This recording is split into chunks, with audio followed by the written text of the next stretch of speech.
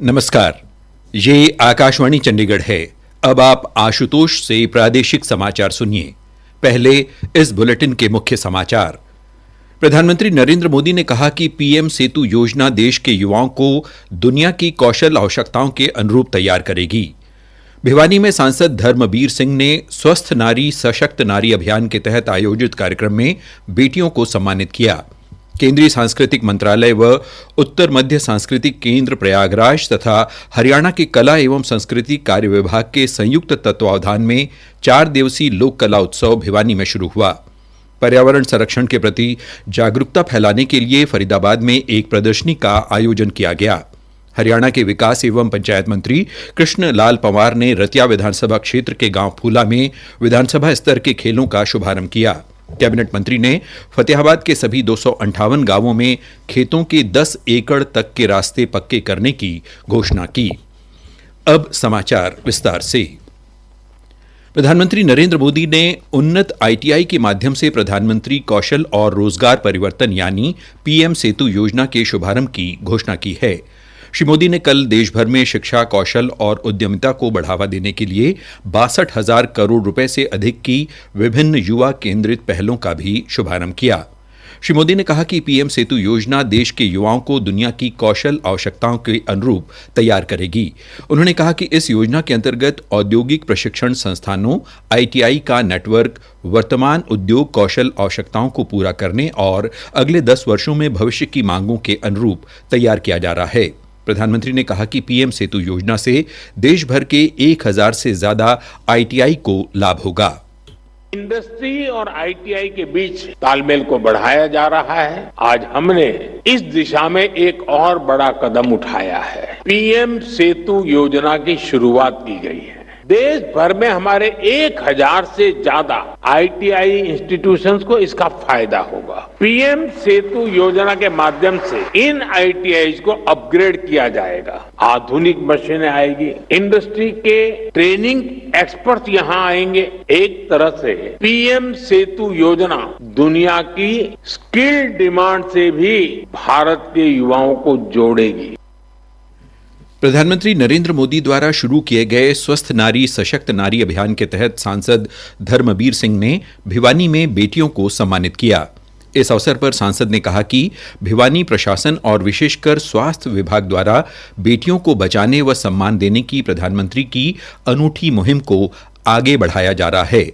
यहाँ बेटी बोझ नहीं है पैदा होते ही दंपति को शगुन, मिठाई, कपड़े, पालकी व प्रशंसा पत्र मिलता है। सांसद धर्मबीर सिंह ने कहा कि नवजात बेटियों के सम्मान देने की ये अच्छी शुरुआत है। समाज को रूढ़िवादी सोच को त्याग कर बेटियों के महत्व को समझना चाहिए। कार्यक्रम के दौरान डॉक्टर अनीता अंचल ने कहा कि हमने समाज की सोच को बदलने के लिए खुद बेटियों का सम्मान करना शुरू किया। हमारी छोटी सी ये मुहिम रंग लाई है। लोग धीरे धीरे जन्म के समय बेटियों को सम्मान देने लगे हैं। भारत के कला व लोक संस्कृति को जन जन तक पहुंचाने के उद्देश्य से केंद्रीय सांस्कृतिक मंत्रालय व उत्तर मध्य सांस्कृतिक केंद्र प्रयागराज तथा कला एवं संस्कृति कार्य विभाग हरियाणा के संयुक्त तत्वावधान में भिवानी में आज 4 दिवसीय लोक कला उत्सव प्रारंभ हुआ। भिवानी के सांस्कृतिक सदन में कार्यक्रम के दौरान विभिन्न प्रतिभाशाली कलाकारों ने लोक नृत्य, गायन, सांग, रागिनी, नौटंकी, रासलीला सहित विभिन्न सांस्कृतिक व पौराणिक कलाओं का मंचन किया। 7 अक्टूबर तक चलने वाले इस कार्यक्रम का संचालन सांस्कृतिक मंच भिवानी द्वारा करवाया जा रहा है। लोक कला उत्सव में पहुंचे प्रख्यात सांगी पंडित लक्ष्मीचंद के पड़पौत्र विष्णुदत्त कौशिक ने अपनी टीम के साथ हरियाणवी सांग शाकी लगढ़ारे का मंचन करने के बाद पत्रकारों से बातचीत करते हुए बताया कि हरियाणवी संस्कृति को विभिन्न सांस्कृतिक मंचों के माध्यम से जन जन तक पहुंचाने का कार्य सरकार द्वारा करवाया जा रहा है ताकि विलुप्त होती संस्कृति को आम जन तक पहुंचाया जा सके और लोग अपनी जड़ों से जुड़ें। प्रादेशिक समाचार आकाशवाणी चंडीगढ़ से प्रसारित किए जा रहे हैं। हमारे बुलेटिनों और ताज़ा समाचारों के लिए आप हमारी वेबसाइट newsonair.gov.in पर लॉगिन कर सकते हैं। ये समाचार हमारे यूट्यूब चैनल और x handle Akashvani news Chandigarh पर भी उपलब्ध हैं। हरियाणा के मुख्यमंत्री नायब सिंह सैनी ने राज्य में विदेशी निवेश को बढ़ावा देने और द्विपक्षीय औद्योगिक संबंधों को एक नई दिशा देने के उद्देश्य से एक उच्च स्तरीय प्रतिनिधिमंडल के साथ जापान के दौरे पर रहेंगे। एक सरकारी प्रवक्ता ने बताया कि ये दौरा विकसित भारत विकसित हरियाणा के संकल्प को साकार करने की दिशा में एक महत्वपूर्ण पहल है। मुख्यमंत्री का ये दौरा हरियाणा को वैश्विक निवेश, तकनीकी सहयोग और नवाचार के केंद्र के रूप में स्थापित करने की दिशा में निर्णायक कदम साबित होगा। उन्होंने कहा कि मुख्यमंत्री के 6 से 8 अक्टूबर तक 3 दिवसीय दौरे का उद्देश्य हरियाणा और जापान के बीच आर्थिक, औद्योगिक और सांस्कृतिक सहयोग को और मजबूत करना है। इस दौरान मुख्यमंत्री जापानी निवेश को आकर्षित करने, हरियाणा को एक प्रमुख वैश्विक निवेश गंतव्य के रूप में प्रस्तुत करने और तकनीकी व विनिर्माण क्षेत्र में साझेदारी बढ़ाने की दिशा में निवेशकों से रोड मैप साझा करेंगे।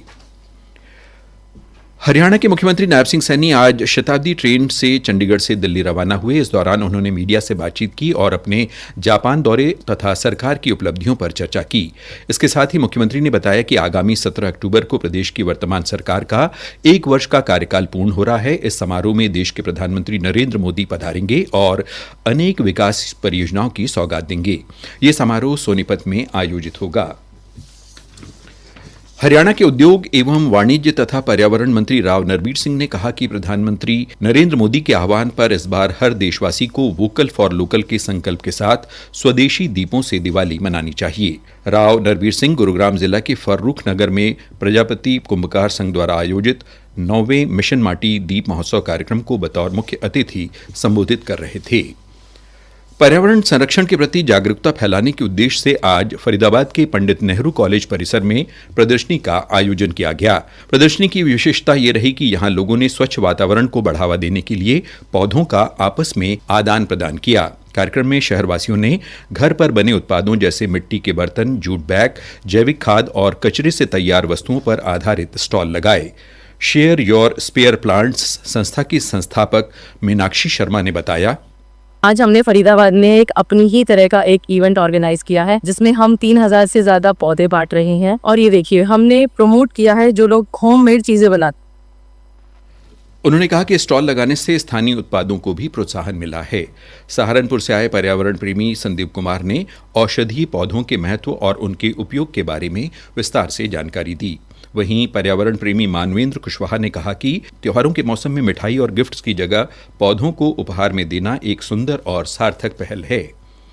हरियाणा के विकास एवं पंचायत मंत्री कृष्णलाल पंवार ने फतेहाबाद के रतिया विधानसभा क्षेत्र के गांव फूला में आज सांसद खेल प्रतियोगिता के अंतर्गत विधानसभा स्तर के खेलों का शुभारंभ किया। फतेहाबाद के सभी 258 गांवों में खेतों के 10 एकड़ तक के रास्ते पक्के करने की घोषणा की। कार्यक्रम की अध्यक्षता राज्यसभा सांसद सुभाष बराला ने की। इस प्रतियोगिता में रतिया, नागपुर और फतेहाबाद खंड के गांवों के खिलाड़ियों ने हिस्सा लिया। कैबिनेट मंत्री ने अब खबर थोड़ा हटके, जब कोई भी व्यक्ति अपने जीवन में लक्ष्य निर्धारित कर ले कि उसे मंजिल को पाना है तो कोई भी मंजिल उससे दूर नहीं हो सकती।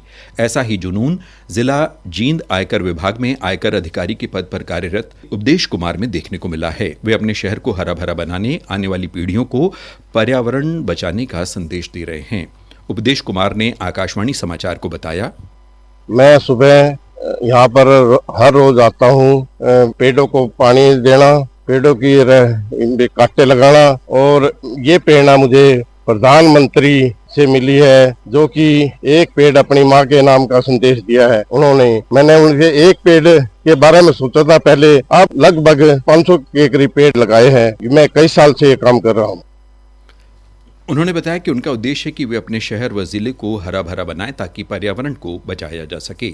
आकाशवाणी समाचार से बातचीत में तनिषा नाम की एक लड़की ने बताया, तो मैंने अंकल जी को देखा जो कि हर रोज स्टेडियम में आते हैं और पेड़ लगाते हैं, उनको पानी देते हैं। जो हम काम कर रहे हैं वो बहुत ही अच्छा है क्योंकि सोच रहे हैं हमारे पर्यावरण के बारे में, जो बहुत ही अच्छी बात है। आजकल कम लोग ही इसको सोच पाते हैं और मैं बहुत ही प्रेरित हुई हूँ अंकल जी से। अंत में इस बुलेटिन के मुख्य समाचार एक बार फिर।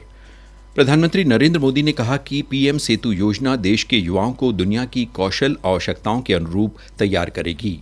भिवानी में सांसद धर्मबीर सिंह ने स्वस्थ नारी सशक्त नारी अभियान के तहत आयोजित कार्यक्रम में बेटियों को सम्मानित किया। केंद्रीय सांस्कृतिक मंत्रालय व उत्तर मध्य सांस्कृतिक केंद्र प्रयागराज तथा हरियाणा के कला एवं संस्कृति कार्य विभाग के संयुक्त तत्वावधान में 4 दिवसीय लोक कला उत्सव भिवानी में शुरू हुआ। पर्यावरण संरक्षण के प्रति जागरूकता फैलाने के लिए फरीदाबाद में एक प्रदर्शनी का आयोजन किया गया। हरियाणा के विकास एवं पंचायत मंत्री कृष्ण लाल पंवार ने रतिया विधानसभा क्षेत्र के गांव फूला में विधानसभा स्तर के खेलों का शुभारंभ किया। कैबिनेट मंत्री ने फतेहाबाद के सभी 258 गांवों में खेतों के 10 एकड़ तक के रास्ते पक्के करने की घोषणा की। इसके साथ ही प्रादेशिक समाचार समाप्त हुए।